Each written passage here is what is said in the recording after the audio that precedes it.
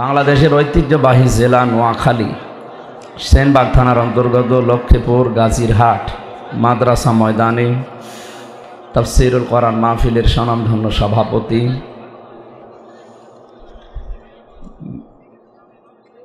Schwann international private limited চট্টগ্রামের সম্মানিত chairman, বিশিষ্ট সমাজসেবক, আমার শ্রদ্ধাভাজন ব্যক্তিত্ব জনাব মোহাম্মদ শাহাবুদ্দিন আতালাল্লাহু উমরাহু ওয়া বারাকাল্লাহু ফি হায়াতি, আমিন। এ মাহফিলের প্রধান অতিথি এ এলাকার মাটি ও মানুষের সন্তান, সাবেক বিরোধী দলীয় চিফ হুইপ ও চেয়ারপারসন উপদেষ্টা বিএনপির, সাবেক এমপি পাঁচবার যিনি জনগণের ভোটে নির্বাচিত, জনাব জয়নুল আবেদিন ফারুক দামাত বারকাতুহুমুল আলিয়া। এটা সাবেক এমপি লেখা ঠিক আছে, 8 সাল থেকে 24 সাল পর্যন্ত যারা নির্বাচনের নামে প্রহসন করে এমপি হয়েছেন, মন্ত্রী হয়েছেন, তারা যেন সাবেক এমপি সাবেক মন্ত্রী লিখবেন না। আমরা আপনাকে ভোট দেইনি। বিশেষ করে এই 15.5 বছরে যদি এরকম কিছু লেখেন, আপনি এমনিতেই মিথ্যাবাদী। এতটুকু লিখতে পারেন আপনি সাবেক চোর, অথবা আর একটু বেশি লিখবেন যে সাবেক ডাকাত। আপনারা ডাকাতও ছিলেন, চোরও ছিলেন, এই জন্যে যেটা ছিলেন ওইটা লিখবেন। জয়নুল আবেদিন ফারুক সাহেব উনি ডাকাতও না, চোরও না, উনি জনগণের ভোটে নির্বাচিত, আর আমরা ওইটাই সামনে চাই। আমার 33 বছর বয়স এখন। 18 বছর থেকে যদি ভোট দিতে আমি আরম্ভ করতাম, 3 বার ভোট দিতে পারতাম, একবারও পারি নাই। তার মানে এদেশে এই 15 বছরে ভোট হয়নি। এই পাশের জেলা না ফেনী, এই পাশে ফেনীর এক ওসি ছিল আমার সাথে জেলে। মাঝে মাঝে এসে আমারে বলতো, হুজুর আমি একটা তাওবা করেছিলাম, আমার তাওবাটা কেমন হয়েছে দেখেন তো। উনি বলছিলেন আমি রাত 12টার পর থেকে আমার যা লোকজন আছে তাদেরকে নিয়ে ভোট কাটা আরম্ভ করলাম, ফজর পর্যন্ত এই কাজ করলাম। ফজরের আজান দিয়ে দিচ্ছে, চারিদিকে বাক্সগুলো আমি পাঠিয়ে দিলাম, গোসল করে ওযু করে পবিত্র হলাম। এবার আমি 2 রাকাত নফল নামাজ পড়ে বললাম আস্তাগফিরুল্লাহ। হুজুর আমার এই তওবা হয়েছে না? কিসের তওবা? আপনি কি আল্লাহর কাছে দোষ করেছেন যে আস্তাগফিরুল্লাহ পড়ছেন? না, আপনি দোষ করেছেন হামজার কাছে। একটা এমপি বানাতে 3.5 থেকে 4 লাখ হামজা লাগে না নাকি? হামজা লাগবে না? তা আপনি আমাদেরটা সব দিয়ে দিলেন, আর আপনি আস্তাগফিরুল্লাহ পড়েন আল্লাহর কাছে। আপনাকে আস্তাগফিরুল্লাহ পড়া ঠিক আছে, কিন্তু যার কাছে অপরাধ করেছেন আগে তার কাছে পড়ে। তাহলে ফেনী এলাকায় যার দায়িত্বে ছিলেন, যেহেতু 2টা থানা নিয়ে একটা আসন, আপনার এই 2 থানায় 3.5 লাখ 4 লাখ মানুষ বাস করে, যারা এদের অধিকারগুলো নষ্ট করেছিলেন, ওখানে যেয়ে বলবেন যে আমার ভুল হয়ে গেছে, আমি আপনাদের ভোটটা দিয়ে দিয়েছিলাম, এখন আপনারা কি করবেন? ওরা যদি বলে যে 2টো করে থাপ্পড় দেবো, তো 2টো করে থাপ্পড় খাবে, অসুবিধা কি? পাওনাদার যা চাবে আপনাকে তাই করা লাগবে, নয়তো আল্লাহ মাফ করবে না। কারণ এটা আল্লাহর এখতিয়ারে না, এটা বান্দার এখতিয়ারে। তো এই জন্যে বলছি, ওনাকে যে তাওবা করার নিয়ম শিখিয়েছিলাম, এখন বের হয়ে গেছে, তো ওনাকে বলেছিলাম যে ভাই আপনার একটা ভয়ঙ্কর সমস্যা হয়ে যাবে, কারণ 3.5 লাখ 4 লাখ মানুষ, এর ভেতরে অনেক মানুষ মারা গেছে। আপনি জেল থেকে বের হয়ে তাদেরকে আর পাবেন না, আপনি মাফও চাইতে পারবেন না। আর দুনিয়াতে কোনো অপরাধের ক্ষমা যদি তার কাছে চাওয়া না হয়, কিয়ামতে আল্লাহ ওই বিচার ডবল করে করবে। আপনি টের পেশ পাচ্ছেন জালেমের জন্য আপনি কি করেছেন? তাকেও তো ডুবিয়েছেন, আপনি নিজেও নিজের কপালে আগুন লাগিয়েছেন। এই জন্য এরকম আগুন যেন সামনে আবার আমাকেও না লাগায়, আমরা সাবধান থাকবো, কেউ কারো না। কার জন্যে আপনি এ কাজ করবেন? বিপদে পড়লে কাওয়া কাকুর কথা তাই হাসিনা সাহেবের মনে নেই। যাওয়ার সময় আমার দেশ পত্রিকা রিপোর্ট দিয়েছে না, যাওয়ার সময় শুধু 14টা সুটকেস নিয়ে গেছে। পাইলটকে বলছে সুটকেসগুলো উঠেছে, বলছে হ্যাঁ চলো। একটা মানুষ কেউ বলে নাই। দলের একটা সাধারণ সম্পাদক এত মেল তার সাথে, তারও তো বলতে পারতো যে কাওয়া আমি চলে যাচ্ছি, কিছু বলবে না। আমারও তো বলতে পারতো ফোন করে যে 3টা বছর জেল খাটালাম, হামজা চলে গেলাম, দোয়া করি, তাও বলিনি। যে আপনি চলে গেলেন এইভাবে, 14টা সুটকেস নিয়ে গেছেন, এ দেশটাকে আপনি এত ঋণ দিয়ে গেলেন, এদেশে এখন কেউ জন্ম নিলে 1,10,000 টাকা তার মাথার উপরে ঋণ, আর বলেন আমি উন্নয়নের রোল মডেল বানিয়েছি।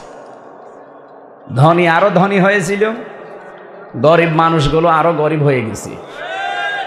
আমরা তেলাওয়াতকৃত যে আয়াত পড়েছি এর ভেতরে বাস্তব সংক্রান্ত কিছু কথা আসবে, আমি চেষ্টা চালাবো যুগের সাথে মিলিয়ে তাফসির করার ইনশাআল্লাহ। সুতরাং জয়নুল আবেদিন ফারুক সাহেবের জন্য দোয়া করছি, দোয়া চাচ্ছি আল্লাহ যেন শেফায়ে কামেলা আজেলা নসিব করেন। উনি চিকিৎসার জন্য হয়তো বাইরে গেছে। এখানে প্রধান অতিথির প্রধান আলোচক যিনি ছিলেন, আমার এ পাশের জেলা আপনাদের মনে হয় কুমিল্লা, এ জেলার কৃতি সন্তান প্রখ্যাত মুহাদ্দিস, মদিনাতুল উলুম কামিল মাদ্রাসা ঢাকা, আলেমদের উস্তাজ, আমার শ্রদ্ধাভাজন বড় ভাই জনাব মাওলানা ডক্টর মুফতি আবুল কালাম আজাদ বাশার, আতালাল্লাহু উমরাহু ওয়া বারাকাল্লাহু ফি হায়াতি, আমিন। এতক্ষণ আলোচনা রেখেছেন আলেমদের উস্তাজ অধ্যক্ষ মাওলানা ইয়াসিন করিম, মাওলানা আব্দুল মালিক হোসাইন মাহফুজ। বিশেষ অতিথির কথা বললেন অধ্যক্ষ মাওলানা সাজ্জেদ আহমেদ, নায়েবে আমির বাংলাদেশ জামাতি ইসলামী নোয়াখালী জেলা। আমার আগে কথা বলছিলেন পুলিশ সুপার বাংলাদেশ পুলিশ জনাব দিন মোহাম্মদ, আপনাদের এলাকার সন্তান। আরও অনেক মানুষের নাম দেখছি, আমি এমনিতে সময় নেই তো, কারণ আমার রাত 10টার পরে জেগে থাকা নিষেধ। যে অবস্থা আমার শরীরের, 3টা বছর ওরা আমাকে একেবারে শেষ করে ফেলেছে। তারপরও আমি চালাচ্ছি মানুষের চাহিদার দিকে, দিনের দিকে তাকিয়ে। আল্লাহ যেন অন্তত সুস্থ রাখেন, আগের অবস্থায় আবার ফিরিয়ে দেন, আমিন। মঞ্চে বসা ওলামা ইকরাম, সামনে বসা মুসলমান ভাইরা, পর্দার আড়ালের সম্মানিতা মা এবং বোনেরা, প্রশাসনের ভাইরা, যার মাধ্যমে আসলাম আপনাদের এই গ্রামের সন্তান, এ মাহফিল বাস্তবায়ন কমিটিতে যিনি সবচাইতে বেশি শ্রম দিয়েছেন, বিশিষ্ট ব্যবসায়ী জনাব পিয়ার, আরও নাম আছে হয়তো, এ নামেই পরিচিত, হায়াতে তাজ্জেবা সিহাতে করলিয়া কামনা করছি, তার মা বাবাকে আল্লাহ যেন মাফ করে দেন, আমিন। সবাইকে নিয়ে আগে আল্লাহকে ধন্যবাদ জানাই, যিনি আমাদের বিশাল একটা জগদ্দল পাথর বুকের ওপর থেকে নামিয়ে দিয়েছে, আলহামদুলিল্লাহ। এ নোয়াখালীর বহু জায়গায় আসার পরও আমি ফিরে গেছি, কোথায় কুষ্টিয়া, কোথায় নোয়াখালী, আসতে একদিন লাগে।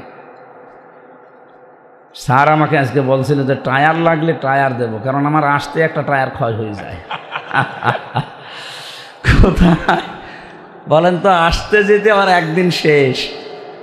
পরিবার থেকে এখন চাপ দিচ্ছে যে 3 বছর তো ছিলেই ভেতরে, আরও এখন বাইরে থাকবা, আমরা কি। তো এখন তো যেহেতু সিজন, অন্তত এই 3 মাস, জানুয়ারি ফেব্রুয়ারি আর এপ্রিল, মার্চ মাসে তো আবার সৌদিতে থাকা লাগবে হজে। এই 3টা মাস নেওয়া আছে মাহফিলগুলো, আমরা চেষ্টা চালাবো যেন সুস্থ শরীরে সঠিক সময়ে যেন হাজির হয়ে কোরআনের মূল কথাগুলো আমরা বলতে পারি ইনশাআল্লাহ। এই জন্য যিনি পাথরটা নামিয়ে আমাদের কথা বলার মতো একটা পরিবেশ তৈরি করে দিলেন, যদিও ষড়যন্ত্র থেমে নেই, উনি বাইরে যেয়ে এখনো পর্যন্ত যে ষড়যন্ত্রগুলো চালাচ্ছে, যদি আমি এখনো ঐক্যবদ্ধ হতে না পারি, অনেকে এখনো পর্যন্ত বিভিন্ন জিনিস নিয়ে কামড়ি আরম্ভ করেছে। মির্জা আব্বাস সাহেব কয়েকদিন আগে ঘোষণা দিয়েছিলেন, আমি ছিলাম ওখানে, বলছিল জীবনে যদি কিচ্ছু না পায় কোনো আফসোস নেই, অন্তত হাসিনা চলে গেছে, এটাই আমার সান্ত্বনা। আপনি টের পাচ্ছেন জয়নুল আবেদিন ফারুককে কুকুরের মতো পিটিয়েছে। একটা বিরোধী দলীয় চিফ হুইপের মতো মানুষ, তারা যদি 5 বারের এমপি, এই লোকটা যদি পুলিশের হাতে পিটানি খায়, তাও যেভাবে মেরেছে মানুষ এভাবে মারে না। রিমান্ডে আমি মার দেখেছিলাম, কিছু মানুষ দেখতাম চোখ মুখ বেঁধে, মনে হয় যে মাটির নিচে যেখানে এমন পিটানো পিটাতো, হাতের নখ তুলে নিত। আমি কয়েকজনের নখ দেখি নাই, পায়ের নখ তুলে নিত। এই কঠিন অবস্থায় ওদের যে চিৎকার, ওরা তো নয় সাধারণ মানুষ, ওরা হয়তো ওই ডাইল মাইল খায় অথবা ওই লাল পানি খায়, এরকম কিছু মানুষ, অথবা মানুষ মার্ডার করেছে। জয়নুল আবদিন ফারুক সাহেব মানুষ মার্ডার করেছে না? বলেন, যিনি মেরেছিল কোথায়, সে লোক কই? তারা তো আর পাওয়া যাচ্ছে না। হারুন আঙ্কেলের জীবন তো শেষ করে দিয়েছে। হাও আঙ্কেল, আমার সাথে ওই ছোট হুজুরটা ছিল জেলে, আমার ঘরেই ছিল। আমারে মাঝে মাঝে রাতের বেলা যখন কারারক্ষী এসে তাহাজ্জুদ নামাজের জন্য ডেকে দিত, রাত 2:30 3টার দিকে, আমরা দুইজন এক ঘরে। ওই ওঠার পরে নামাজ, এত সময় নামাজ পড়বো, 2.5 ঘন্টা 3 ঘন্টা, 1-1.5-2 ঘন্টা নামাজ পড়ে বাকির সময় গল্প করতাম যে কী হয়েছিল বলেন তো। যে হুজুর, আমি একটা ছোট মানুষ, আমি আপনার মাজা পর্যন্ত না, আমার কাছে দাঁড়ালে আমার মাজা পর্যন্ত, অথচ আমার রাত 1:30-2টার দিকে নিয়ে গেল ওই যে ফকিরাপুল নাকি ওই জায়গা, হাতির ঝিল, রাস্তার 2 পাশে ব্লক করে দিয়ে আমার পোশাক আশাক সব খুলে দিল। আমি এমনি ছোট মানুষ, জিনিসপত্র আমার ছোট, তাই বলে আমার সব খুলে নেবে? আমার তো বয়স আছে, ওর ওই সময় 27 বছর বয়স, এখন 30 বছর। হঠাৎ করে একটা মহিলা নিয়ে আসলো কোন জায়গা থেকে, অর্ধ উলঙ্গ, ওরে নিয়ে আমার পাশে দাঁড় করিয়ে ওর বছর ঘাড়ের সাথে হাত লাগান। আমি ছোট মানুষ, ওর মাথা পর্যন্ত ওর ঘাড়ে আমি হাত দেবো কী করে? তারপরেও তো আমি পুরাটাই ফিরাই উলঙ্গ, আর ও মহিলাও এরকম। আর আমার হাতে কোন জায়গাতে একটা সিগারেট ধরিয়ে বলছে আপনি টানবেন, আমরা ছবি তুলব, সকালবেলা দেখাবো যে হুজুর এইরকম। আচ্ছা, অসহায় লাগছিল নিজেকে, একটা বরদোয়া দিলাম যে আল্লাহ, এই কাজগুলো যারা করছে, কনস্টেবল ছিল, পুলিশের এএসআই, একজনকে ডাকলাম, ভাই আপনারা যা করছেন, হারুন সাহেব জানে না মানে উনি তো করাচ্ছে। এত খারাপ লাগলো যে লোকটারে আমি কি মনে করতাম আর কি করছে। বললাম আল্লাহ, আমার যা দেখাইলো ওরেও তুমি এভাবে দেখিও। আল্লাহ এই জন্যে ওরে দেখিয়েছে। কয় ইঞ্চি আর বলার দরকার নেই। এত অপমান আমার বাংলাদেশে যদি 10 জন হয়, তার ভেতরেও একজন। আলেমদের সাথে যারাই যোগে যোগে বেয়াদবি করেছে, প্রত্যেকটাকে আল্লাহ কিছু না কিছু দেখিয়েছে। ঐশী ছিল আমাদের পাশের জেলে, ওই যে বাবা মাকে জবাই করেছিল, ঐশীর বাবাও তো পুলিশ। হাজার হাজার আলেমের উস্তাজ জনায়েদ, আল্লামা জনায়েদ বাবু নগরী রহমতুল্লাহ আলাইহি, লোকটা মারা গেছে, আমি জেলে থাকতে উনি মারা গেছে। ওনারে দাঁড়ি ধরে উল্টা পাল্টা কথা বলেছে যে তোমার আল্লাহকে ডাকো, কি করতে পারে দেখবো। উনি বলেছিল যে আমাকে গালি দেন, নবীর সুন্নাত নিয়ে এরকম উল্টা পাল্টা করবেন না, আল্লাহ কিন্তু আপনাকে সত্যিই ছাড়বে না। ছাড়িয়েছে না, মেয়ের হাতে জবাই করিয়েছে। আলহামদুলিল্লাহ বলার দরকার নেই, কিন্তু কাজটা কত নিকৃষ্ট বলেন তো। নিজের সন্তান জন্ম দিয়ে তার হাতে জবাই হওয়া লাগে, পৃথিবীর ইতিহাস পাল্টিয়ে দিয়েছে। এই জন্য আশা করছি আলেমদের সাথে, সত্যিকার যারা আলেম, আলেম নামে জালেম যেগুলো এই ফরিদউদ্দিন মাসুদের মতো এরকম না, সত্যিকারের আলেম যারা জ্ঞানের ওপরে আমল করতে গিয়ে দুনিয়ায় জুলুম নির্যাতন স্টিম রোলার শিকার হয়, এই মানুষগুলোর সাথে বেয়াদবি করবেন। মন থেকে কিছু বললে মজলুম অবস্থায় কিন্তু আরো সে চলে যাবে। এজন্য আমরা বেঁচে থাকবো, এই পাথর আল্লাহ যে সরিয়ে দিলেন, আমি আর কিচ্ছু চাই না।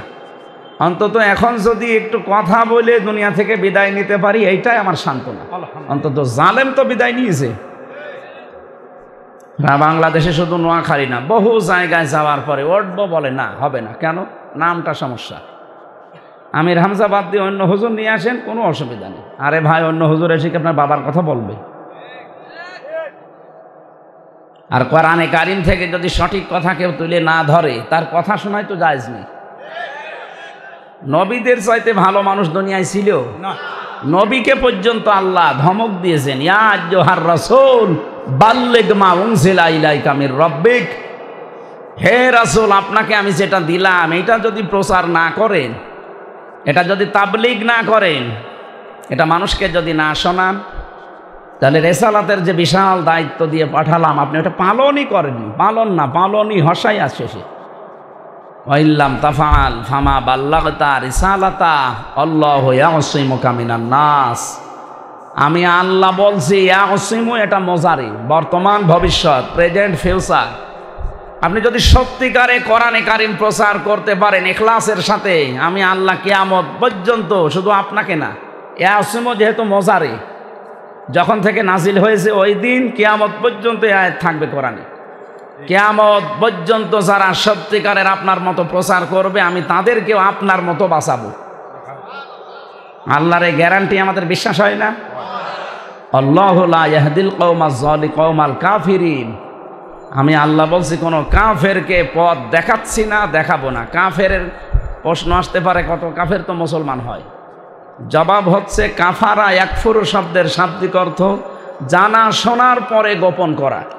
অনেক কাফের না জেনে হয়তো কুফরি করে। ইন্ডিয়ার এই যে মলম সাংবাদিক, যেটা হকার, এই কয়েকটা হকার মিলে কয়েকটা সাংবাদিক চ্যানেল যারা উল্টাপাল্টা বাংলাদেশ সম্পর্কে তথ্য দেয়, এগুলো কিন্তু জেনে শুনে দেয়। আপনি না জেনে হঠাৎ করে একটা কথা চলে এসেছে, ওটা যদি মিথ্যা হয় আপনি মাপ পেয়ে যাবেন। কিন্তু একেবারে উদ্দেশ্য প্রণোদিতভাবে একটা মানুষকে, একটা দেশকে কালার করার জন্য বিশ্বের কাছে আপনি উঠে পড়ে লেগে যাবেন, এইটার কোনো ক্ষমা নেই।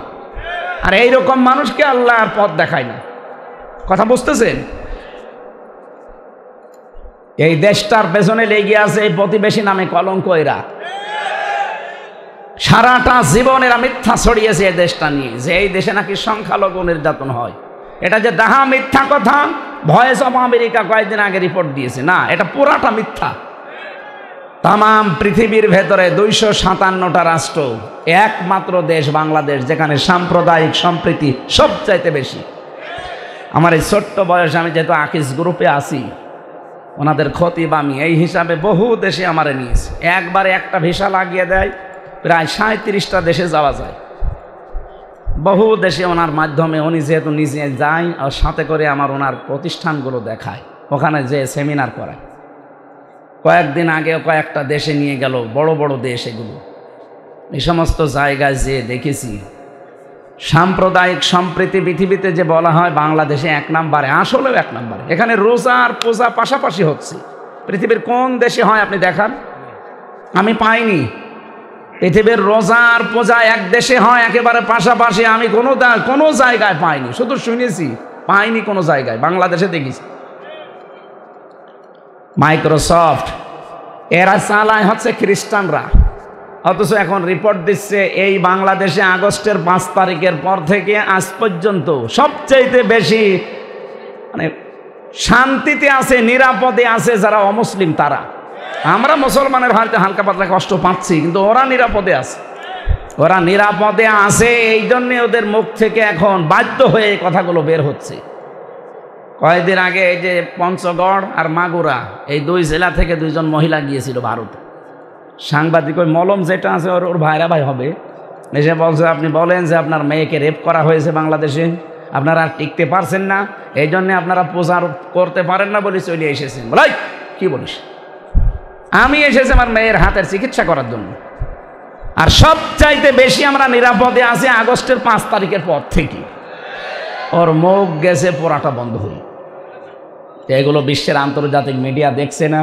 আপনি এতদিন মিথ্যা ছড়িয়ে পার পেয়েছেন শুধু কন্যার কারণে। এখন কন্যা নেই, এখন আর কোনো ছাড় নেই। এদেশের মানুষকে যে ভয় দেখিয়েছিলেন, ওই ভয় আল্লাহ পুরাটা উল্টিয়ে আপনাদের দিয়েছে। ওরা আমাদের ভয় দেখিয়েছিল যে আমরা না খেয়ে মারা যাব, এখন নিজেরাই না খেয়ে মারা যাচ্ছে। ওই দেশে এমন একটা উগ্রপন্থী জাতি, ওরা এই হিন্দুরা, সব হিন্দু না, যারা উগ্র তাদেরকে বলছি,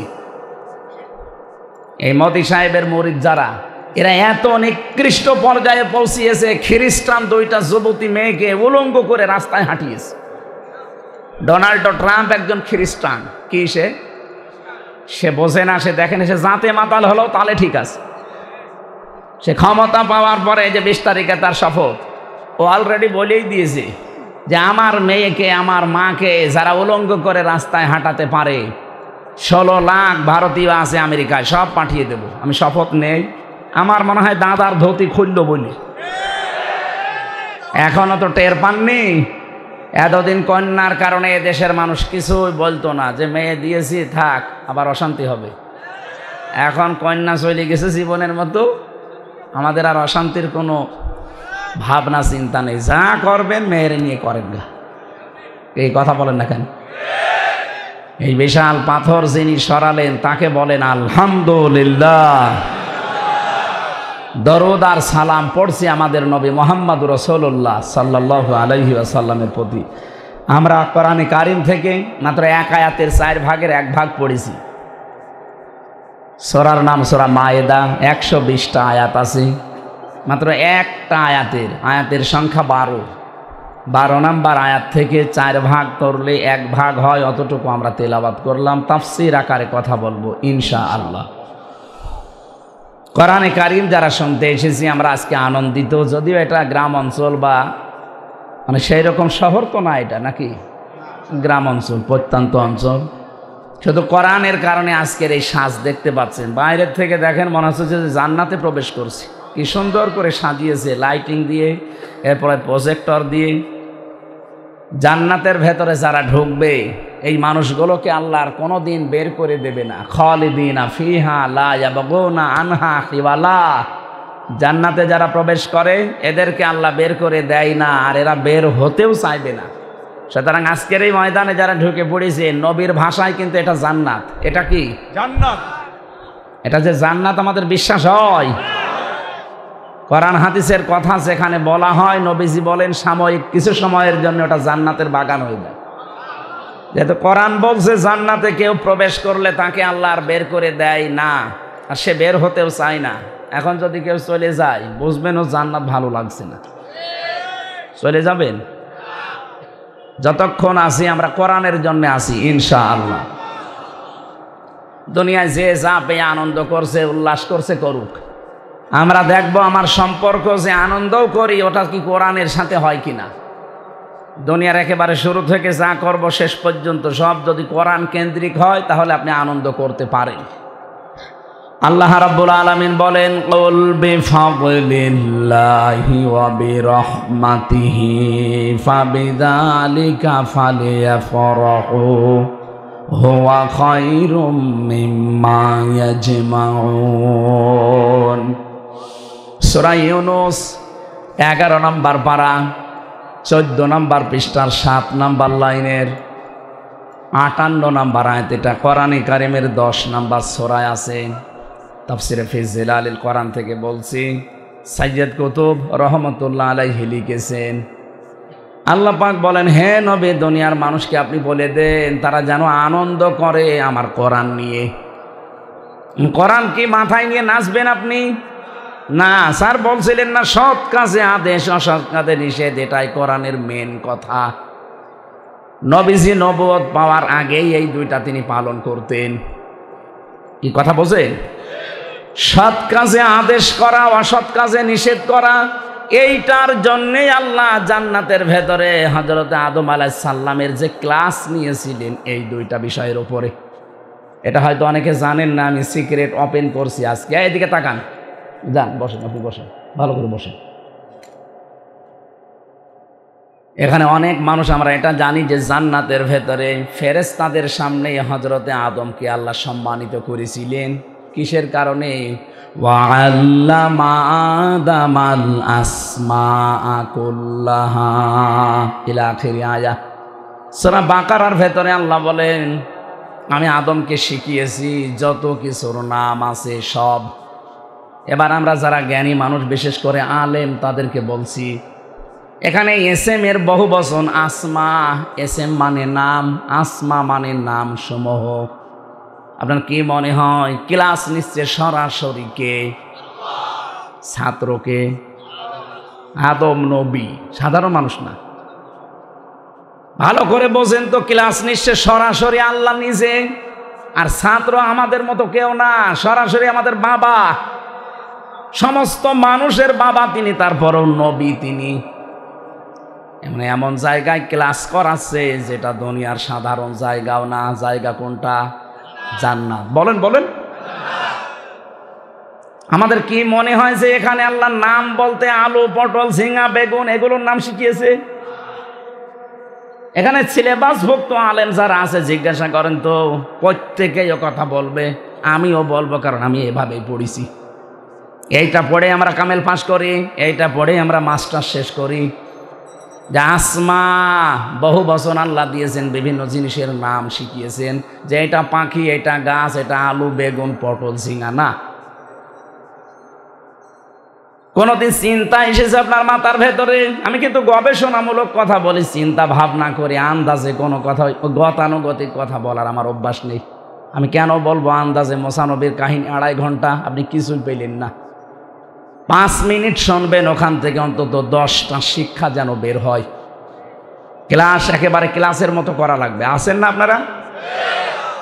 কোনদিন ভাবনা চিন্তা আসে যে আল্লাহ ক্লাস করায়, নবী ক্লাস করছে, জায়গাটা জান্নাত, কত বড় গুরুত্বপূর্ণ একটা ক্লাস, ওখানে এরকম জিনিসের নাম শিখি আল্লাহ করবে কি? মুফাসসিরিনে কিরাম যত এখন আধুনিক মুফাসসির যারা চিন্তা ভাবনা করে তারা লিখছে, আল্লাহ পাক ওই জায়গায় শিখিয়েছিলেন সমস্ত ন্যায় এবং সমস্ত অন্যায়। কিয়ামত পর্যন্ত যত ন্যায় এবং অন্যায়ের আসল বিষয় ওই এক ক্লাসে আল্লাহ সব আদমকে শিখিয়ে দিয়েছেন। প্রশ্ন আসতে পারে, তাহলে আমরা, হ্যাঁ ওই ক্লাসে আমরা ছিলাম না, কিন্তু আমরা তার সন্তান। আদমের পৃষ্ঠদেশ থেকে যখন আমাদেরকে আল্লাহ বের করেন, ওয়াইদা খাযা রাব্বুকা মিন বানি আদামা মিন যুহুরিহিম যুররিয়াতাহুম ওয়া আশহাদাহুম ইলা আখির আয়া। আল্লাহ পাক বলেন, আমি আদমের পৃষ্ঠদেশ থেকে পৃথিবীর যত মানুষ কিয়ামত পর্যন্ত আসবে সবাইকে এক টানে বের করেছিলাম, যেটা আলমে আরো বলা হয় রুহের জগৎ। ওই একদিন ওনার পৃষ্ঠদেশ থেকে আমাদেরকে আল্লাহ বের করলেন। ওনাকে যেহেতু আল্লাহ ক্লাস করিয়ে একদিনে যত ন্যায় এবং অন্যায় বিষয়গুলো জানিয়ে দিয়েছেন, আমরা লেখাপড়া যদি নাও করি, কোনটা ন্যায় কোনটা অন্যায় ওই ক্লাসের মাধ্যমে আদম আলাইহিস সালামের কাছ থেকে বাবা হিসাবে সন্তানে আমরা পেয়ে গেছি। আপনি দেখবেন লেখাপড়া জানে না, তারপরেও ন্যায় এটা এটা অন্যায় ও কিন্তু জানে, মানতে পারে না হয়তো তার বিবেক বা তার ইমানের কারণে, কিন্তু লোকটা জানে যে এটা ন্যায় না অন্যায়। আপনি কোন দিন শিখেছিলেন এটা? ওই যে একেবারে ওই জায়গা থেকে চলে আসতেছে বাবার কাছ থেকে। এই যে দুনিয়ার আসল কাজই এইটা, যত ন্যায় এবং যত অন্যায় এই দুইটা বিষয় নবীজিও পর্যন্ত নবুয়ত পাওয়ার আগেই তিনি এগুলো ছিলেন। এই জন্য মানুষ তাকে আল আমিন বলতো, আস সাদিক বলতো। আমার এখান থেকে যে শিক্ষার বিষয়, আপনি আরো চিন্তা ভাবনা করে আয়াতটা পড়বেন, আরো আধুনিক যে তাফসিরগুলো আছে, আরো ব্যাখ্যা বিশ্লেষণ করা আছে, আপনার জ্ঞানের পরিধি আরো বাড়তে থাকবে। তাহলে তা'মুরুনা বিল মারুফ শুধু না যে ভালো কাজে আদেশ করো, অন্যায় কাজে নিষেধ করো, এই শব্দটা পড়লেই যেন মনে হয় আমি পরিচিত কোন জায়গা থেকে। এই যে তা'মুরুনা বিল মারুফ, মারুফ মানে পরিচিত, মারুফ মানে কি? এই শব্দটা উরফুন থেকে এসেছে, আইন রফা আরাফা। এটা আরাফাতের ময়দান বলা হয় কেন? কারণ ওই ময়দানে আদম আর হাওয়া পরিচিত হয়েছিলেন। তাহলে দুনিয়ার যত ভালো কাজ, যত ন্যায় কাজ পরিচিত, যত অন্যায় কাজ বাধা দেওয়া লাগবে এটার সাথে আমরা আগেই পরিচিত। এটা আমাদেরকে দুনিয়ায় এসে আল্লাহ পরিচয় করাননি, এটা আমরা জন্মগতভাবেই পরিচিত। হযরতে আদম নবীকে আল্লাহ ক্লাসে যেহেতু এটা শিখিয়ে তার সম্মানটা বাড়িয়ে দিয়েছেন, এই জন্য দুনিয়াতে যারা জ্ঞান অর্জন করতে থাকবে তাদের মর্যাদা আল্লাহ দিনের পর দিন বাড়াতেই থাকবে।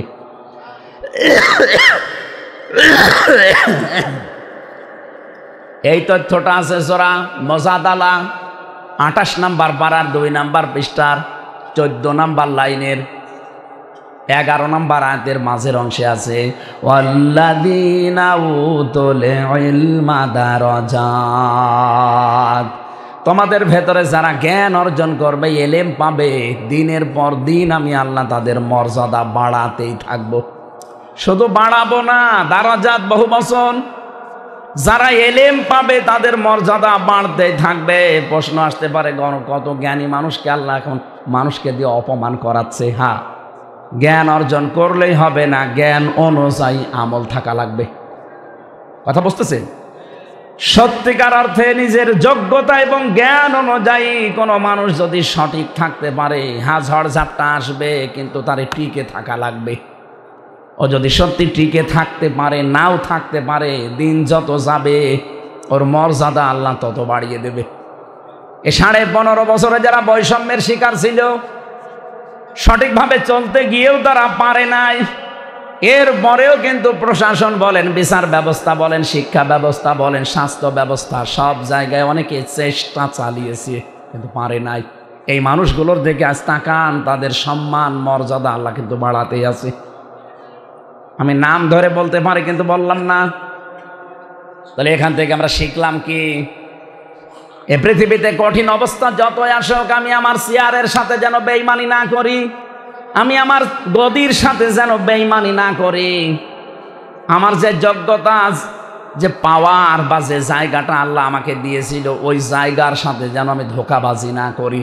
তাহলে দিন যত যাবে আমার মর্যাদা দুনিয়ার মানুষের কাছে কমতেই থাকবে। দুনিয়াতে সবচাইতে বেশি জ্ঞান অনুযায়ী, এলেম অনুযায়ী কাজ করেছিলেন বেশি কারা বলেন তো? কারা? নবীরা। কারা? কোরআনে কারীম জানিয়েছে, ইয়া হাসরাতান আলাল ইবাদ মা ইয়াতিহিম মির রাসূলিন ইল্লা কানু বিহি ইস্তাহজিউন। সূরা ইয়াসিন 23 নম্বর পারার 1 নম্বর পৃষ্ঠা 7 নম্বর লাইনের 2 নম্বর রুকের এটা 30 নম্বর আয়াতে আছে। এটা আমি তাফসিরে ইবনে কাসির থেকে বলছি।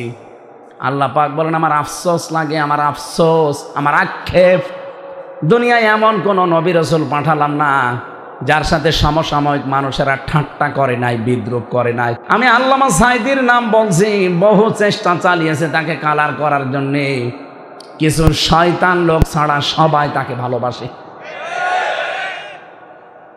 মাঝে মাঝে আমি দেখতাম জেল থেকে যখন নিয়েছি তো আমার আগে থাকতো উনি পিছন ভ্যানে, 1-1.5 কিলোমিটার 2 কিলোমিটার মানুষ দৌড়াতো, মহিলারা, হুজুর কোনো ভয় নেই আপনার, আফসোস করবেন না, ও জালেমদের কোনো কথা আমরা বিশ্বাস করি না।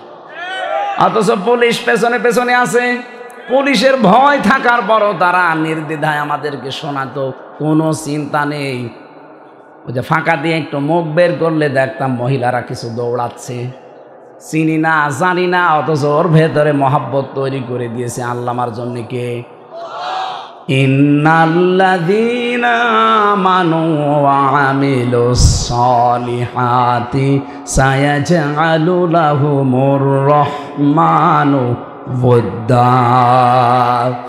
সূরা মারিয়াম 96 নম্বর আয়াত 16 নম্বর পারার 11 নম্বর পৃষ্ঠার 1 নম্বর লাইনে আছে। যত তাফসির আমি আয়াতের সাথে মিলিয়েছি, প্রত্যেক মুফাসসির আয়াতে বাংলা একই কথা লিখেছেন। প্রায় 42টা মিলিয়েছিলাম ভার্সিটি থাকাকালীন, এই যে বোদ্ধা শব্দটা নিয়ে। আল্লাহ জানিয়েছেন সত্যি যারা ঈমান এনেছে, ও নোয়াখালীবাসী, নোয়াখালী না এটা? এদিকে তাকান, আল্লাহ পুরা কোরআনে যেখানেই দেখবেন ঈমানের কথা জানিয়েছে সেখানে ঈমান পেয়েছে এ কথা বলেননি। প্রত্যেক জায়গায় তিনি বলেছে যারা ঈমান। এই ক্লাস চলছে না? 1 2 ছেলে ফেলে জবাব দেয় দেখেছে? এইভাবে জবাব দেবেন যদি বুঝে থাকেন, আর না বুঝলে চুপ করে থাকবেন। কোরআনে ঈমান কেন্দ্রিক যত কথা আছে এটা প্রায় 903 জায়গায় পাবেন কোরআন শরীফে। প্রত্যেকটা জায়গায় ডাইরেক্ট হোক ইনডাইরেক্ট হোক, প্রত্যেক জায়গায় আল্লাহ আমাদেরকে ডাক দিয়েছেন যারা ঈমান এনেছেন না ঈমান পেয়েছেন। এবার আপনি নিজের দিকে তাকিয়ে বলেন তো, আপনি কি ঈমান এনেছেন না ঈমান পেয়েছেন? না না, ঈমান এনেছেন কবে? আপনি ঈমান পেয়েছেন। আপনার মা বাবা পূর্বপুরুষ যারা মুসলমান ছিল তাদের পক্ষে এসেছেন, ঘরে এসেছেন, এর জন্য আপনি ঈমানদার। কোনোদিন ঈমান এনেছেন না।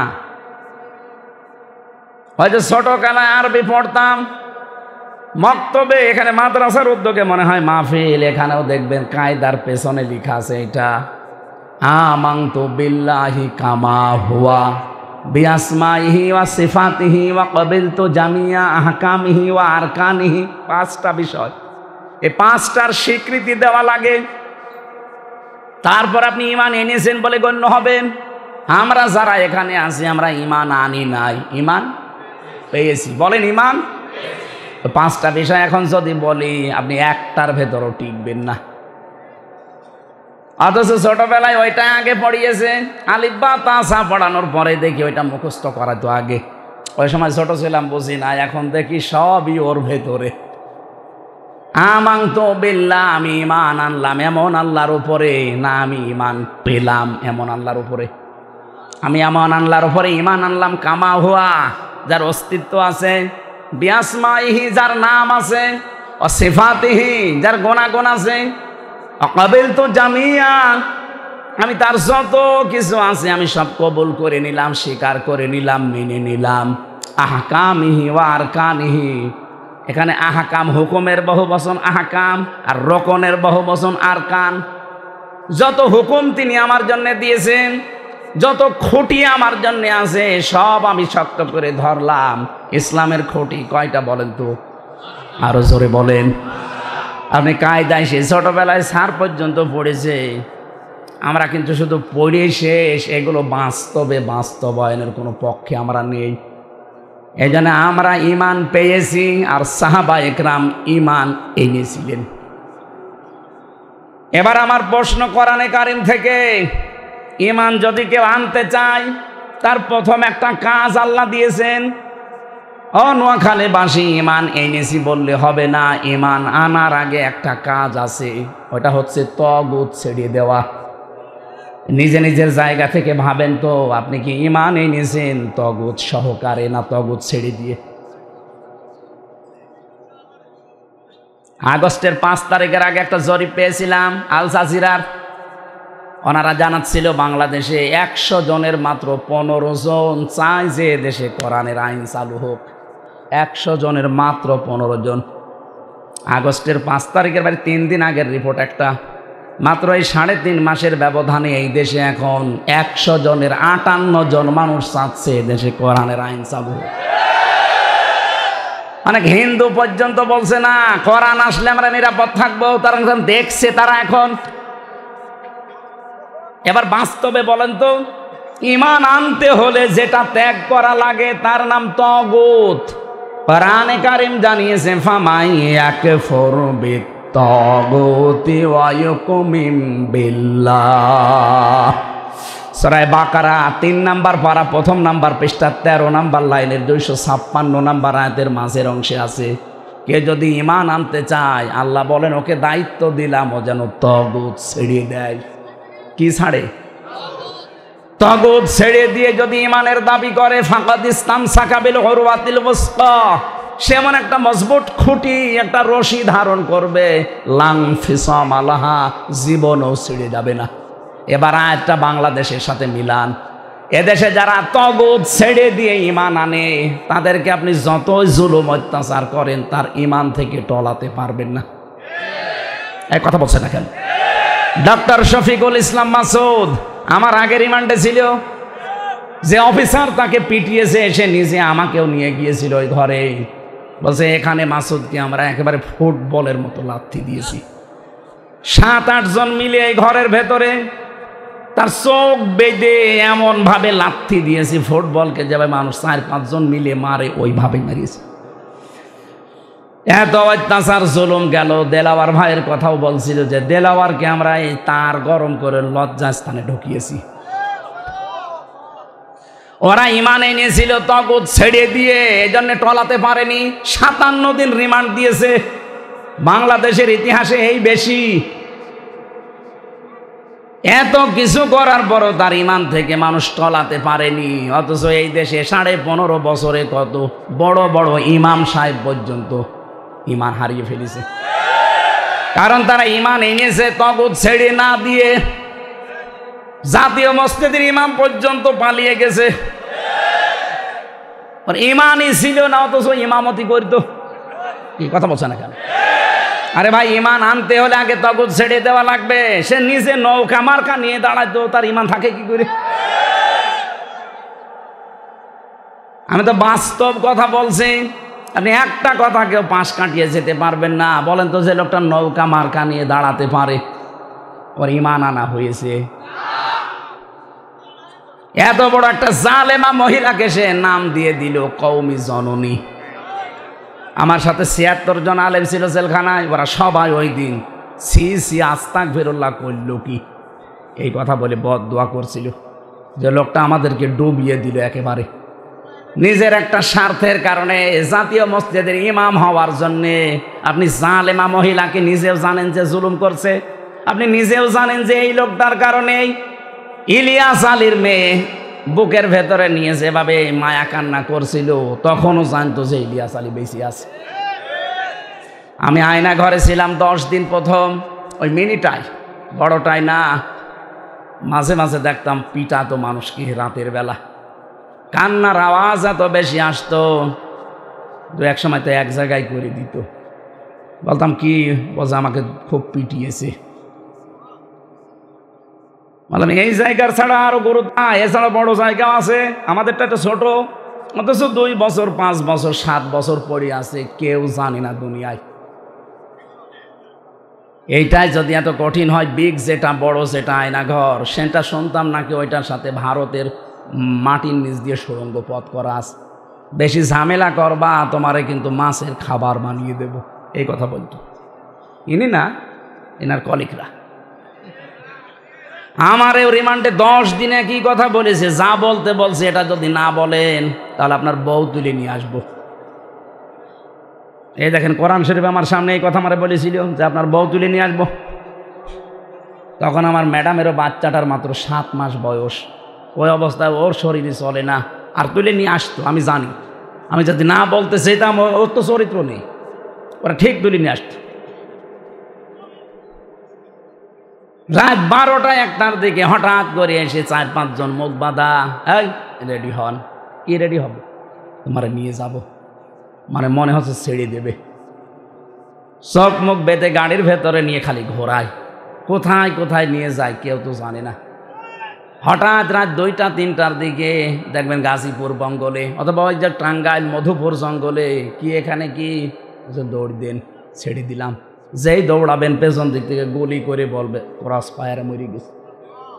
এই চলছিল দেশে, আমি নিজে তো দেখেছি, এই চলছিল। ওই সময় আমার মনে হচ্ছিল ইলিয়াস আলী বেশি আছে, কিন্তু ওনারে মনে হয় এই যে 23-এর দিকে মেরে ফেলেছে। অথচ মায়া কান্না করছিল না তার মেয়েটাকে বুকের ভেতরে নিয়ে, যে তোমার বাবাকে যদি বেশি থাকে আমি বের করে দেব। আরে আপনি জানেন তো বেশি আছে, ওই সময় বের করে দিলেই তো ওগুলার এতিম হয় না।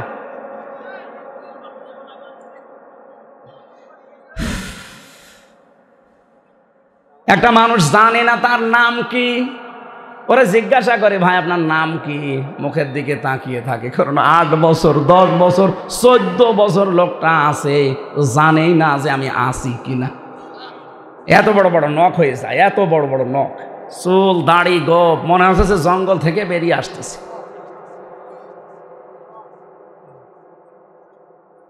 কেউ কেউ দেখতাম নখ দিয়ে ওই যে দেওয়ালের সাথে খুশিয়ে খুশিয়ে ভাঙ্গা ভাঙ্গা অক্ষরে লিখে রাখতো, ভাই যদি বাইরে যেতে পারেন এই নাম্বারটা জানাবেন যে আমি বেঁচে আছি। সকালবেলা কয়টা পচা ছোলা দিয়ে যেত, পারলে খান না পারলে ফেলে দিন। সকালবেলা, দুপুরবেলা দিত 1 মোট ভাত, মনে হচ্ছে কেউ মাখিয়ে দিয়েছে। মুফতি ফখরুল ভাই নোয়াখালীর সন্তান, এই যে হাতিয়ায় বাড়ি, আমার সাথে ছেলে ছিল শেষে 3 বছর। আমারে মাঝে মাঝে দেখতাম এবার 60 পাট হয়ে শুয়ে আছে, হাত পা ছেড়ে দিয়ে। এমনি তো এদিকে 3.5 হাত, এদিকে 1.5 হাত, এতটুকু ঘর। কি হয়েছে ভাই এইভাবে থাকেন? যে হামজা তুমি তো জানো না আমারে কি করেছিল, আমারে নিয়ে পায়ের ভেতর দিয়ে এভাবে হাত দিয়েছে, সামনে যে লোহার ব্যারিকেড দেওয়া ওর সাথে হাত লাগিয়ে তালা লাগিয়ে দিয়েছে। আরে 1 মিনিট 5 মিনিট 10 মিনিট না, বছরের পর বছর ওইভাবে আমি বসে আছি। 1-1.5 মিনিট সময় দিত টয়লেট করার জন্য, 1-1.5 মিনিট। বলেন তো একটা মানুষ এভাবে কয়দিন থাকতে পারবেন আপনি? আর এখনো পর্যন্ত দেখি অনেকে জালেমের পক্ষে সাফাই গায়, স্ট্যাটাস দেয় যে কি করেছে বুবু আমার পালিয়ে যাওয়া লাগলো। তোমার সাথে তো করেনি।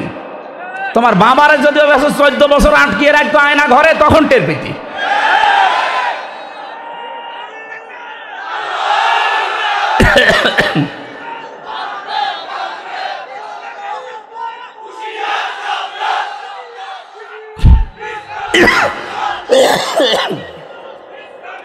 আলহামদুলিল্লাহ ভাই, না আপনি জানেন যে লোকটা জালেম, এরপরও সাফাই গান কি করে?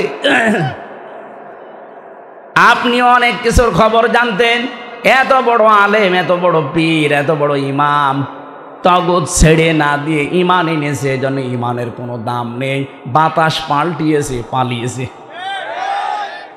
পৃথিবীর ইতিহাস আপনি পাল্টিয়ে দিলেন। পৃথিবীর ইতিহাসে আমি এমন কোনো ইতিহাস পড়িনি যে একবারে 350 এমপি পালিয়ে চলে যায়। এমনকি জাতীয় মসজিদের ইমাম পর্যন্ত চলে গেছে। উনি এসেছিল, আবার 1.5-2 মাস পরে জোর করে ইমামতি করবে, জনগণ জুতা দিয়ে পিটিয়েছে। পরের দিন আবার স্ট্যাটাস দিয়েছে যে জুতা মেরেছে কিন্তু আমার গায়ে লাগেনি। মানুষের বিবেক মরে গেছে। তো জুতা গায়ে লাগবে? জুতা তুললেই তো মারা হয়ে যায়। এই কথা বলে না কেন? এই জন্য ইমান আনার আগে যে কাজটা, এটা যদি আপনি না করেন, দেখতে মনে হবে যে জান্নাত থেকে পালিয়ে এসেছেন, কিন্তু আপনার ইমান টিকিয়ে রাখতে পারবেন না। আমি আশা করছি কথা বুঝেছে। কি কথা বলে না কেন?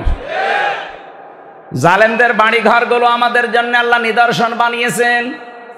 সূরা নমল 20 নাম্বার 19 নাম্বার পারা 20 নাম্বার পৃষ্ঠা 7 নাম্বার লাইনের 52 নাম্বার আয়াত। এটা বাড়ি যে আমার প্রত্যেকের মনে হয় পড়া দরকার একবার করে। আল্লাহ রাব্বুল আলামিন বলেন, ফাতিলকা বুয়ুতুহুম খাবিয়াতাম বিমা যালামু। এখানে যারা আরবি গ্রামার বোঝে, আলেম যারা, তাদেরকে বলছি, দেখেন তো আল্লাহ যেন এইভাবে আঙ্গুল দিয়ে দেখিয়েছেন, ফাতিলকা বুয়ুতুহুম, বাইতুন না, বুয়ুত বহু বচন, হোম জমির। আল্লাহ যেন আগস্টের 5 তারিখে বিকাল বেলায় আয়াতটা আবার নাজিল করেছে আরেকবার, এইভাবে দেখাচ্ছেন, এই সেই ঘরগুলো খাবিয়াতান, আমি জনশূন্য করে দিয়েছি, বিমা যালামু, জুলুমের কারণে।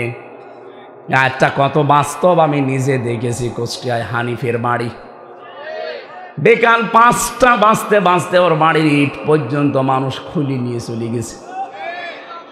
ওটা এখন জনগণের পায়খানা। আল্লাহ বলেন, বিমা যালামু, এদের জুলুমের কারণে আমি আল্লাহ ওদের বাড়ি ঘর পর্যন্ত অভিশপ্ত করে দিয়েছি। আমি একটা চিন্তা করেছিলাম যে এত বড় একটা নেতা, কাওয়া কাকুর পরে তার স্থান ছিল কি? হানিফের নাম শোনেননি? তার বাড়ি এখন যান, পায়খানার প্যান পর্যন্ত খুলে নিয়ে চলে গেছে। এত দাপট ছিল এই দেশে, এত এত নিকৃষ্ট পরিণতি আল্লাহ কেন করলো? আর এখন জনগণের টয়লেট হইলো কেন? আমি ওই 16 সালে একবার হজে গিয়েছিলাম, ওইটার সাথে মিলালাম। হজ করার সময় চারিদিকে 7 চক্কর মারলাম। এরপরে উপরে যেয়ে দেখি পেটে ব্যথা। এক পুলিশকে ডাক দিলাম, ইয়া আখি তাল, এদিকে আসেন। এখানে আশপাশে কোনো ফার্মেসি আছে? আমার পেটে দারুণ ব্যথা করছে। এতক্ষণ তো আমার ভালোই লাগছিল। পুলিশ আমারে বলছে, ইয়া হাজিউল হুজ্জাত আইনা বিলাদুকা, ও হাজি, দেশ কোথায়? যে তুমি বাংলাদেশ, বাংলাদেশ থেকে এসেছি। ওর ভাষা দিয়ে আমারে বলছে, হাজি আপনি জানেন না এটা কোন জায়গা? না তো। আবু জাহেলের বাড়ি। আপনি এখনো পায়খানা না করে দাঁড়িয়ে আছেন, তাড়াতাড়ি করে। পায়খানা করে দেখি আমার পেটের ব্যথা ভালো হয়ে গেছে। না, আমি সুবহানাল্লাহ বলার জন্য না, এখানে একটা শিক্ষা আছে। আল্লাহ যেন আমাকে জানাতে চাচ্ছে, হামজা এত টাকা খরচ করে 6,500 কিলোমিটার দূর থেকে আসলে, আর এই শয়তানের মাকে বাড়িতে পায়খানা না করে চলে যাবা, তাড়াতাড়ি কর। আমার মনে হচ্ছে আগস্টের 5 তারিখের পরে আপনি সারা দেশের দিকে তাকান। আমি তো 630টা থানার কম বেশি প্রায় জায়গায় আমার এখন যাওয়া হয়ে গেছে। যেখানেই যাই দেখি জালেমদের বাড়িঘর সব জনশূন্য, সবগুলো জনশূন্য হয়ে পড়ে আছে। আপনি ঢাকার ওই বাড়িটার দিকে তাকান, কত আবেগ নিয়ে মানুষ সেখানে যে চুমা খেত বাড়িতে, অথচ বাড়িটা এখন জন টয়লেট। জাতীয় টয়লেট হয়ে গেছে, 8-9 জন 10 জন একবারে যাচ্ছে দেখছি, কেউ এদিকে কেউ এদিকে কেউ এদিকে, মনে হচ্ছে যে জামাত বদ্ধ টয়লেট চলছে। আমার মনে হয় অনেকের পেটে ব্যথা, এ ব্যথা দূর করার জন্য জায়গায় যাচ্ছে। এ পর্যন্ত ছিল জালেমদের, এর পরেরটা আমাদের, নাকি বলবো না? নিজেরটা আবার নিজের গায়ে লাগবে না তো? আল্লাহ পাকের পরেরটা আমাদের জন্য দিয়েছেন। কোন সূরা মনে আছে? এটা সূরা নমল। কোন সূরা? 19 নাম্বার পারা, 20 নাম্বার পৃষ্ঠা, 7 নাম্বার লাইনের 52 নাম্বার আয়াত। যে কোনো তাফসির বাংলায় যে পড়বেন আপনার ঈমান আরো দৃঢ় হবে যদি শিক্ষা নিতে পারেন। এর পরেরটা যেহেতু আমাদের জন্য, এবার শোনেন, ইন্না ফি যালিকা লায়াতাল লিকাউমিন ইয়ালামুন। এখানে যারা আলেম যারা দেখবেন 2টা তাকিদ দেওয়া আছে, ইন্না আর লামে তাকিদ। আল্লাহ বলেন অবশ্যই অবশ্যই এর ভেতরে শিক্ষা আছে যারা জ্ঞানী সম্প্রদায় তাদের জন্যে। জালেমদের বিশাল শিকড় যদি আমি আল্লাহ কেটে দিয়ে ওদের বাড়ি ঘর পর্যন্ত আজ উজাড় গৃহ বানিয়ে দিতে পারি, পরিত্যক্ত করে দিতে পারি, আগামীতে যারা চেয়ারে বসবে তারা যদি জনগণের ওপরে জুলুম করে, আমার আল্লাহ বলেন তাদের বাড়ি ঘর শ্মশান হয়ে যাবে। এই জন্য আমরা সাবধান থাকবো। আমার কথা ছিল যদি ঈমান আনতে চান তাগুত ছেড়ে দেবেন। তাগুতটা কি এইটাই তো অনেকে জানে না। মা মানা তাগুত লোগাতনা সারহান, তাগুত কাকে বলে, এর পারিভাষিক আবিধানিক কি, এটা কত প্রকার, কিভাবে আপনি তাগুত চিনবেন? তাগুত প্রধানত 7 প্রকার। কত?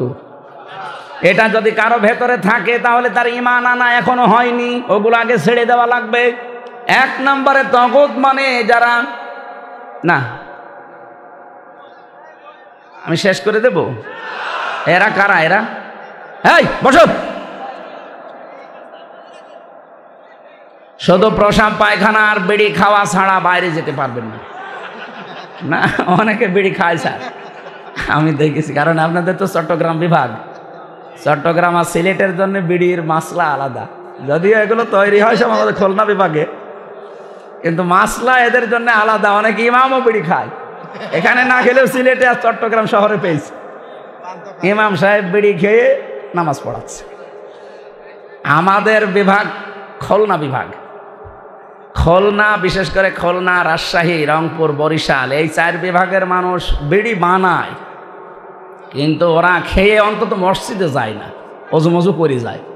এই জন্য কারা, এই যে নেশা লেগেছে মনে হয়, এই নেশা লেগেছে, হ্যাঁ যান তাড়াতাড়ি আসবেন, খেয়ে চলে আসবেন। না, একেবারে নেশা লাগলে তো ওরা ঠেকাতে পারবেন না।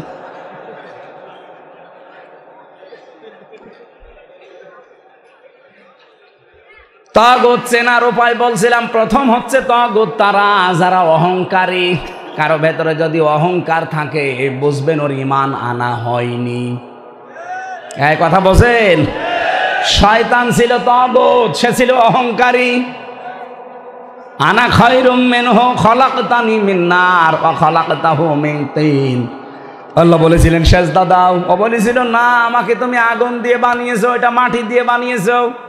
এটা আমিত্ব প্রকাশ করা, নিজে অহংকার করা, একের ছাড়া অন্যকে নিজে ভালো মনে করা, এটা হচ্ছে শয়তানের স্বভাব।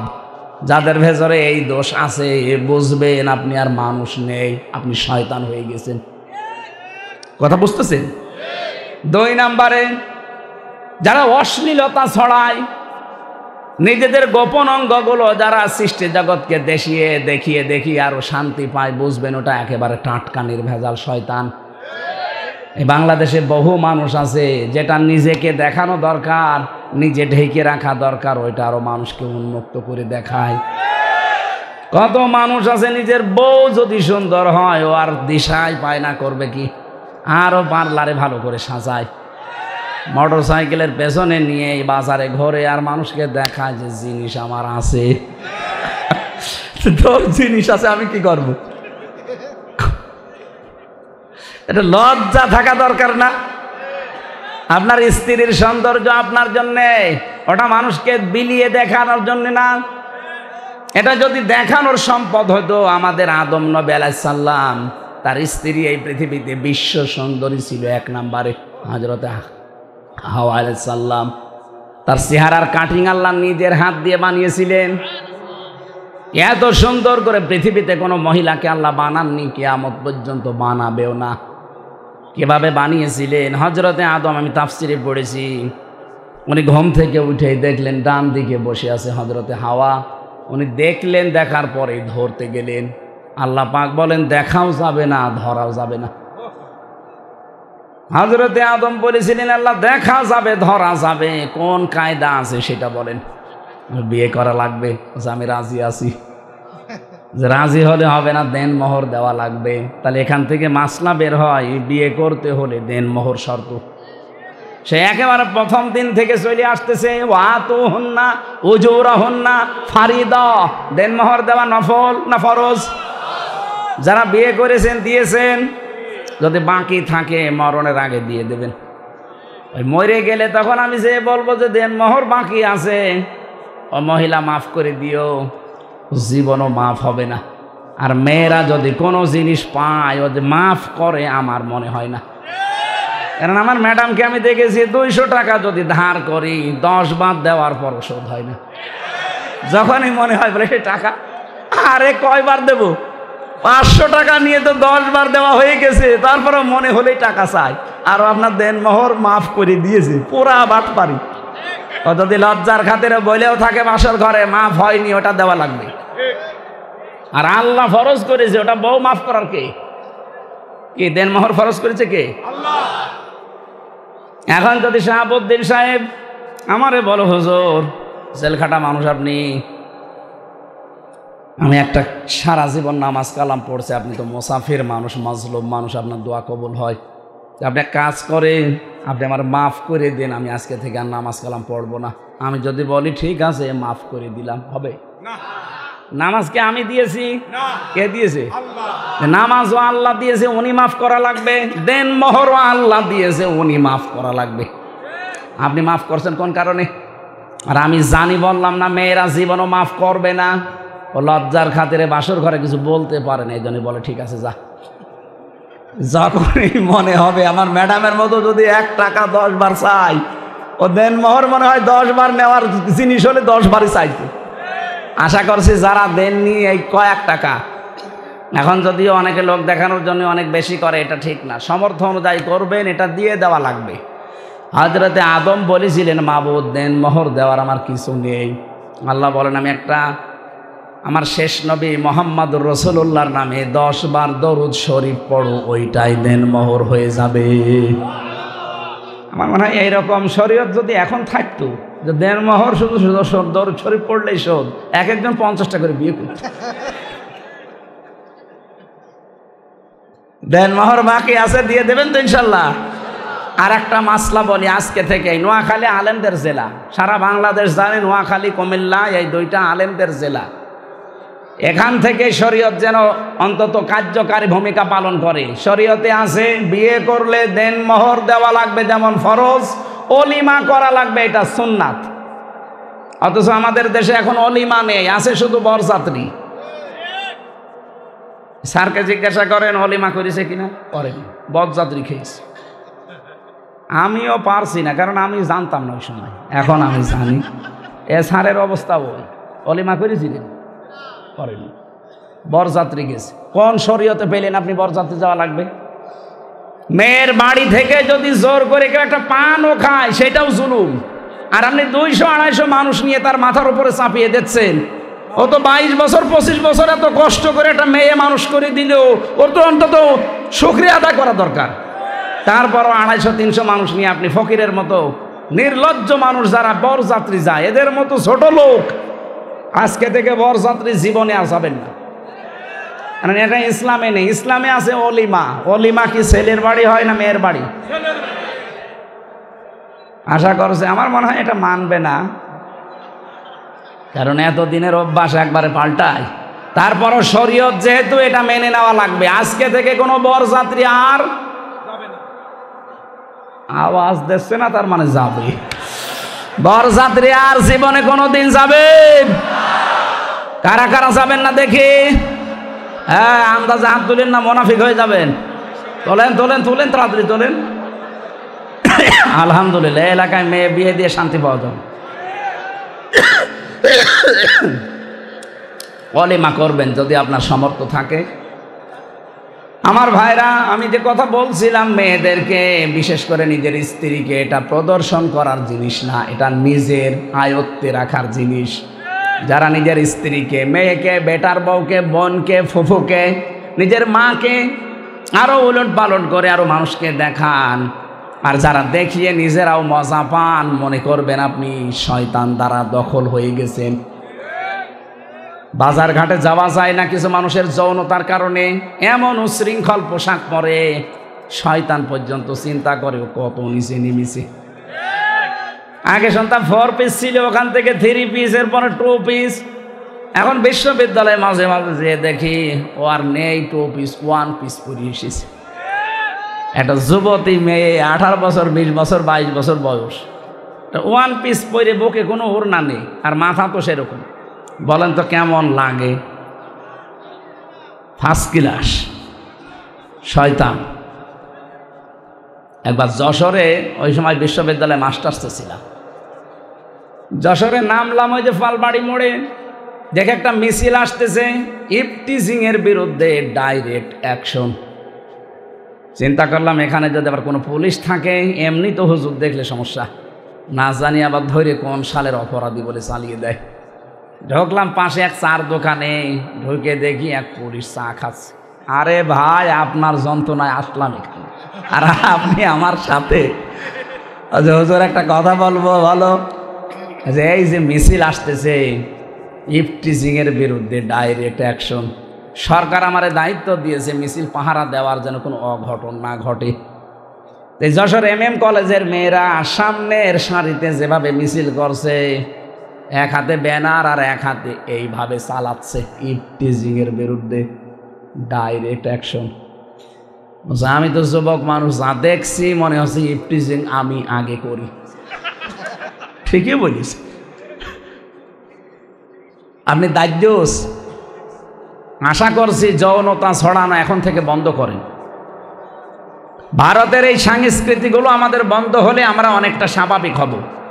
মালদ্বীপের মতো একটা রাষ্ট্র, এই দেশ এখন যিনি দায়িত্বে আছেন মোহাম্মদ মইজ্জু নাকি নাম, অনেক না মইজ্জু, দায়িত্ব নেওয়ার পরে ভারত থেকে 2টা জিনিস বঞ্চিত করে দিয়েছে। বলেন না, আমার সংস্কৃতি ধ্বংস করে যারা ভারতের সংস্কৃতি চাপিয়ে দিতে চায়, ওদের কোনো চ্যানেল আমার মালদ্বীপে চলবে না।